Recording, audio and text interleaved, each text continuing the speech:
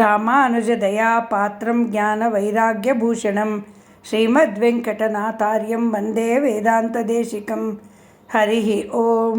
ಶ್ರೀ ಪಾದುಕಾ ಸಹಸ್ರ ಪದ್ಯ 72, ಪ್ರಭಾವ ಪದ್ಧತಿ 42. ನಾನು ವಸುಧಾ. ಎಲ್ಲರಿಗೂ ನಮಸ್ಕಾರ. ಈ ದಿನದ ಪದ್ಯ ಹೀಗಿದೆ. ಜಗತಾಂ ಅಭಿರಕ್ಷಣೆ ತ್ರಯಾಣಾಂ ಅಧಿಕಾರಂ ಮಣಿಪಾದುಕೆ ವಹಂತ್ಯೋಃ ಯುವಯೋಃ ಪರಿಕರ್ಮಕೋಟಿಲಗ್ನಂ ಚರಣದ್ವಂದ್ವ ಮವೈಮಿ ರಂಗಭರ್ತುಃ. ಈ ಪದ್ಯದ ಅರ್ಥ ಹೀಗಿದೆ.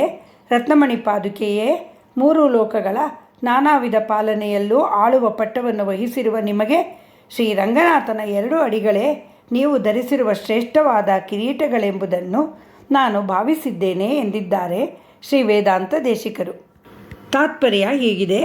ದೇವರ ಅಡಿಯಲ್ಲಿ ಮಣಿರತ್ನ ಖಚಿತವಾದ ಪಾದುಕೆಯಾಗಿ ಭಗವಂತನ ಭಾರ ಹೊತ್ತಿರುವ ನೀನು 3 ಲೋಕಗಳ ಅಂದರೆ ಊರ್ಧ್ವಲೋಕಗಳಾದ ಭುವಃ, ಸುವಃ, ಮಹಃ, ಜನಃ, ತಪಃ, ಸತ್ಯ ಎಂಬ 6 ಲೋಕಗಳನ್ನು, ಮಧ್ಯದ ಭೂಲೋಕವನ್ನು, ಅಧೋಲೋಕಗಳಾದ ಅತಳ, ವಿತಳ, ಸುತಳ, ರಸಾತಳ, ಮಹಾತಳ, ತಳಾತಳ, ಪಾತಾಳ ಎಂಬ 7 ಲೋಕಗಳನ್ನು ರಕ್ಷಿಸುವ ಅಧಿಕಾರವನ್ನು ಹೊಂದಿದ್ದೀಯ.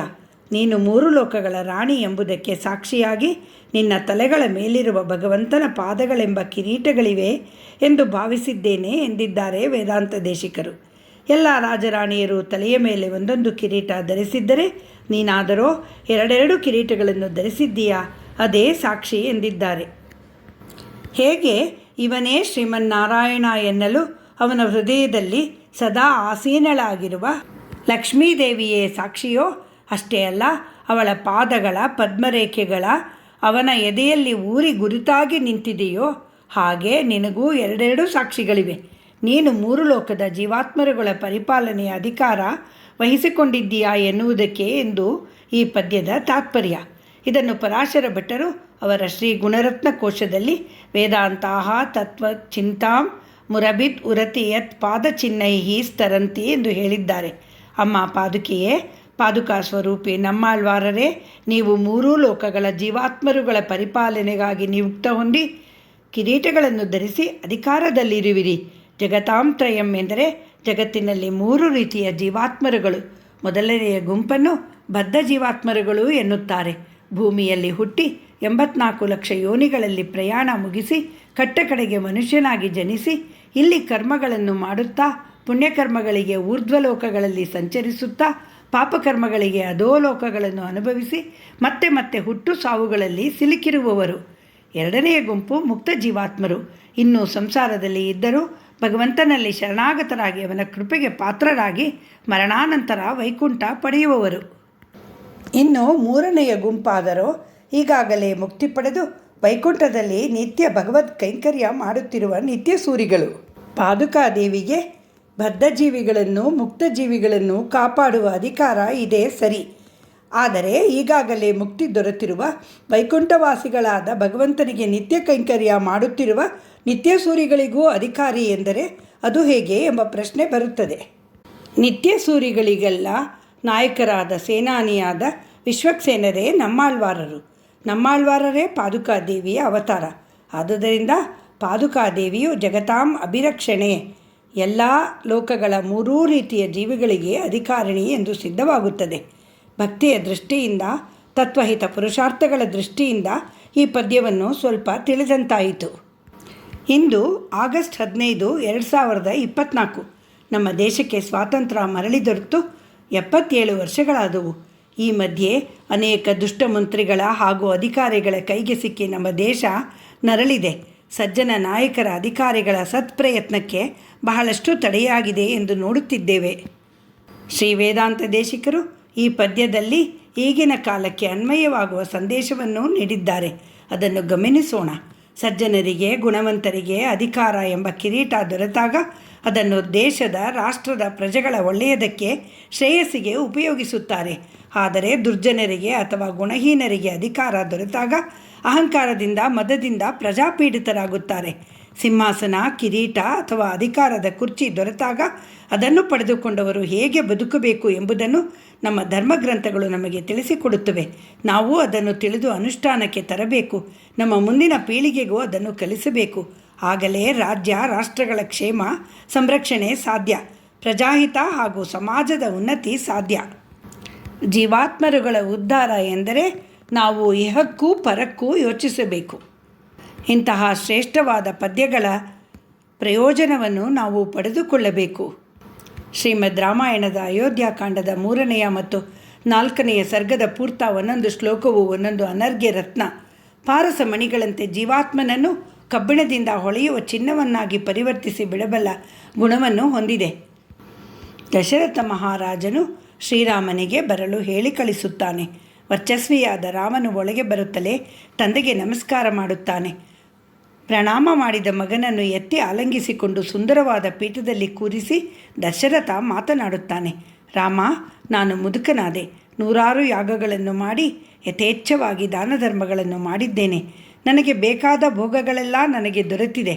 ಲೋಕದಲ್ಲಿ ಇನ್ನೊಬ್ಬನಿಗಿಲ್ಲದಂತೆ ನಿನ್ನಂತಹ ಪುತ್ರರತ್ನ ನನಗೆ ಜನಿಸಿದ್ದೀಯ. ದೇವ, ಋಷಿ, ಪಿತೃ, ಬ್ರಾಹ್ಮಣ ಮತ್ತು ಆತ್ಮ ಈ 5 ಋಣಗಳನ್ನು ನಾನು ತೀರಿಸಿದ್ದೇನೆ ಎಂದನು. ಈ 5 ಋಣಗಳ ಬಗ್ಗೆ ನಾನು ನಿಮಗೆಲ್ಲ ವಾಟ್ಸಾಪ್ ಮೂಲಕ ವಿಶದವಾಗಿ ತಿಳಿಸುತ್ತೇನೆ. ಈಗ ಮುಂದಕ್ಕೆ ನೋಡೋಣ. ರಾಮ, ಇನ್ನೂ ಒಂದೇ ಒಂದು ಕರ್ತವ್ಯ ಬಾಕಿ ಇದೆ. ಅದು ನಿನ್ನ ಪಟ್ಟಾಭಿಷೇಕ. ಅದನ್ನು ಇನ್ನೂ ಮುಂದೂಡುವಂತಿಲ್ಲ. ನನ್ನ ಈ ಕರ್ತವ್ಯವನ್ನು ಪೂರೈಸಲು ನಾನು ಹೇಳುವ ಮಾತನ್ನು ನೀನು ಕೇಳಬೇಕು ಎಂದನು. ರಾಮ, ಇತ್ತೀಚೆಗೆ ನನಗೆ ದುಸ್ವಪ್ನಗಳು ಕಾಡುತ್ತಿವೆ. ಜೊತೆಗೆ ನನ್ನ ಗ್ರಹಗತಿಗಳು ಚೆನ್ನಾಗಿಲ್ಲ, ಕ್ರೂರವಾಗಿದೆ ಎಂದು ಜ್ಯೋತಿಷ್ಯರು ಹೇಳುತ್ತಿದ್ದಾರೆ. ಆದುದರಿಂದ ನಾಳೆಯೇ ಒಳ್ಳೆಯ ದಿನ. ನೀನು ಪಟ್ಟಾಭಿಷಿಕ್ತನಾಗಬೇಕು ಎಂದನು. ನೀನು ಈಗಿನಿಂದ ತಪತ್ನೀಕನಾಗಿ ವ್ರತನಿಷ್ಠನಾಗಿರಬೇಕು. ರಾತ್ರಿ ಪೂರಾ ದರ್ಬೆಯ ಮೇಲೆ ಮಲಗಿರಬೇಕು. ನಿನ್ನ ಆಪ್ತ ಮಿತ್ರರು ಸುತ್ತ ನಿನಗೆ ಕಾವಲಿದ್ದು ಎಚ್ಚರಿಕೆಯಿಂದ ರಾತ್ರಿಯೆಲ್ಲ ನಿನ್ನನ್ನು ಕಾಯುತ್ತಿರಲಿ ಎಂದನು. ಜೊತೆಗೆ ಇನ್ನೂ ಕೆಲವು ಹಿತವಚನಗಳನ್ನು ಆಡಿದನು. ದಶರಥನು ಪಟ್ಟಾಭಿಷಿಕ್ತನಾಗಿ ಅಧಿಕಾರ ವಹಿಸಿಕೊಳ್ಳುತ್ತಿರುವ ಮಗನಿಗೆ ನೀಡಿದ ಈ ಉಪದೇಶ ಎಲ್ಲ ಕಾಲಕ್ಕೂ, ಎಲ್ಲ ದೇಶಕ್ಕೂ, ಎಲ್ಲ ಜನರಿಗೂ ಅನ್ವಯವಾಗುವಂತೆ, ಜಗತ್ತಿಗೆ ಉಪಕಾರವಾಗುವಂತೆ ಇವೆ. ರಾಮ, ಮಗನೇ, ಇಡೀ ಕೋಸಲ ದೇಶವನ್ನೇ, ಐಶ್ವರ್ಯ ತುಂಬಿದ ಭಂಡಾರವನ್ನೇ ನಿನ್ನ ವಶಕ್ಕೆ ಕೊಡುತ್ತಿದ್ದೇನೆ. ಇನ್ನು ನೀನೇ ರಾಜ, ಚೆನ್ನಾಗಿ ಸುಖಪಡು, ಭೋಗಭಾಗ್ಯಗಳನ್ನು ಅನುಭವಿಸು ಎಂದು ಹೇಳಲಿಲ್ಲ ದಶರಥ. ಬದಲಾಗಿ, ರಾಮ, ನೀನು ಒಳ್ಳೆಯ ಗುಣಶಾಲಿಯಾಗಿ ಎಲ್ಲರಿಗೂ ಪ್ರಿಯನಾಗಿದ್ದೀಯ. ನಿನ್ನ ಸದ್ಗುಣಗಳಿಂದ ಪ್ರಜೆಗಳು ಸಂತೋಷ ಪಡುತ್ತಿದ್ದಾರೆ. ನಾಳೆ ಪುಷ್ಯ ನಕ್ಷತ್ರದಲ್ಲಿ ಯುವರಾಜ ಪದವಿಯನ್ನು ವಹಿಸಿಕೊ. ನಿನ್ನ ವಿನಯ ಮತ್ತು ಸದ್ಗುಣಗಳು ಇನ್ನು ಮುಂದೆಯೂ ಹೀಗೇ ಇರಲಿ. ನೀನು ಯಾವಾಗಲೂ ಇಂದ್ರಿಯಗಳನ್ನು ಸ್ವಾಧೀನದಲ್ಲಿ ಇರಿಸಿಕೊಂಡಿರು. ಕಾಮ, ಕ್ರೋಧಗಳೆಂಬ ನಮ್ಮ ಒಳಗಿನ ಶತ್ರುಗಳಿಂದ ಸಂಭವಿಸುವ ವ್ಯಸನಗಳನ್ನು, ಚಟಗಳನ್ನು ಹತ್ತಿರಕ್ಕೂ ಸೇರಿಸಬೇಡ. ಪ್ರತ್ಯಕ್ಷವಾಗಿಯೂ ಪರೋಕ್ಷವಾಗಿಯೂ ರಾಜ್ಯವಾಳುತ್ತಾ ಪ್ರಜೆಗಳನ್ನು ಕಾಪಾಡು. ಧಾನ್ಯದ ಉಗ್ರಾಣ, ಆಯುಧ ಶಾಲೆಗಳು ಯಾವಾಗಲೂ ತುಂಬಿರಲಿ. ಪ್ರಜೆಗಳ ಯೋಗಕ್ಷೇಮಕ್ಕಾಗಿ ಭಂಡಾರದಲ್ಲಿ ಐಶ್ವರ್ಯವನ್ನು ವಿಪುಲವಾಗಿ ಸಂಗ್ರಹಿಸು. ರಾಜನನ್ನು ಕಂಡರೆ ಪ್ರಜೆಗಳಿಗೆ ಅಮೃತ ದೊರೆತಷ್ಟು ಸಂತೋಷವಾಗಬೇಕು. ಆದ್ದರಿಂದ ವತ್ಸ, ಮನಸ್ಸನ್ನು ನಿಗ್ರಹಿಸಿ ಅಧಿಕಾರ ವ್ಯವಹಾರಗಳನ್ನು ಮಾಡು ಎಂದನು. ದಶರಥನು ಶ್ರೀರಾಮನಿಗೆ ಈ ಮಾತುಗಳನ್ನು ಹೇಳಿದುದು ಅತಿಶಯವಲ್ಲ. ಆದರೆ ಶ್ರೀರಾಮ ಇದನ್ನು ಅಕ್ಷರಶಃ ಪಾಲಿಸಿ ಪಿತೃವಾಕ್ಯ ಪರಿಪಾಲನೆ ಮಾಡಿದ್ದು ಅತಿಶಯ. ಶ್ರೀರಾಮನು ದಶರಥನಿಗೆ ತಕ್ಕ ಮಗನೇ.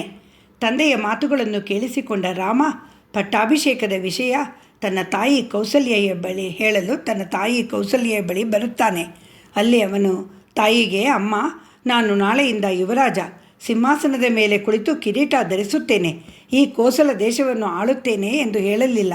ಬದಲಾಗಿ ತಾಯಿಯ ಕಾಲಿಗೆ ನಮಸ್ಕರಿಸಿ, ಅಂಬಾ ಪಿತ್ರಾ ನಿಯುಕ್ತೋಸ್ಮಿ ಪ್ರಜಾಪಾಲನ ಕರ್ಮಣಿ ಭವಿತಾ ಶ್ವೋಭಿಷೇಕೋ ಯಂ ಯಥಾ ಮೇ ಶಾಸನಂ ಪಿತುಹು ಎಂದನು.